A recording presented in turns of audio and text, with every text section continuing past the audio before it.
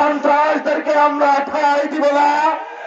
আগামীতে যদি ঐক্য হয়, আগামীতে যারা আমাদের সহযুক্ত হবে তাদেরকে একটি শর্ত মেনে আসতে হবে, বাংলাদেশে চাঁদাবাজি করা যাবে না, বাংলাদেশে শ্বাস করা যাবে না, বাংলাদেশে সিগারেট করা যাবে না, বাংলাদেশে চলে রাজনীতি করতে হবে।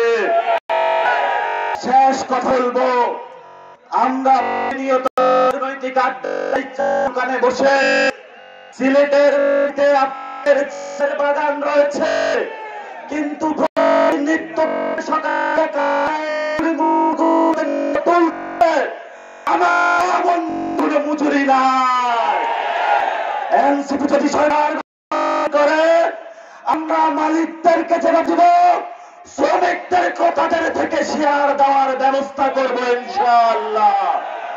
শেষ কথা শেষ করব, সিলেট আউলিয়া কেরামের পণ্যভূমি, ফুলতুলি সাহেবের পণ্যভূমি, অসংখ্য আউলিয়ার পণ্যভূমি।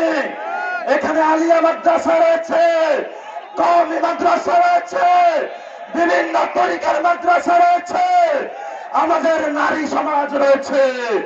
আমি জানি সিলেটে আগে এসেছিলাম, তরুণ যুবা আপনাদের রক্ত কতটুকু তৎপর।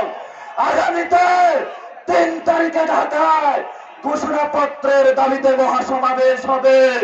সেই সমাবেশে শহীদদের রক্ত রক্ষার জন্য, আহতদের অঙ্গহানি রক্ষার জন্য, আপনার জীবন রক্ষার জন্য আমরা একত্রিত হব। আমরা সিলেটবাসী আজকে এই শহীদ মিনারে শহীদদের রক্তের কসমের উপরে দাঁড়িয়ে হাত তুলে শপথ করি 3 তারিখে সকাল বলে সবাই ঢাকা উপস্থিত হব ইনশাআল্লাহ। সিলেটবাসীর জয় হোক, শাহজালালের পথ আমাদের অনুসৃত হোক।